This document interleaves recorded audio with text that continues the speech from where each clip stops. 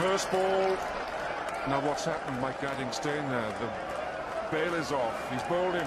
Gatting can't believe it. Dickie Bird, I suppose, can believe it.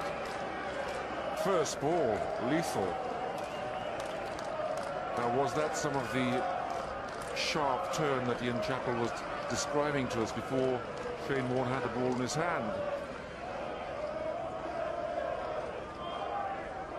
It's in the book. Mike Gatting bowled Warne 4.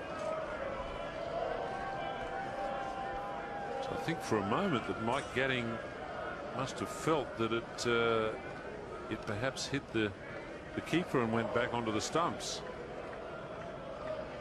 It's a perfectly pitched leg spinner, pitching just outside leg with a little bit of curve, and that's a beautiful delivery. Not a bad one to start with. I can understand Mike Gatting being disbelieving.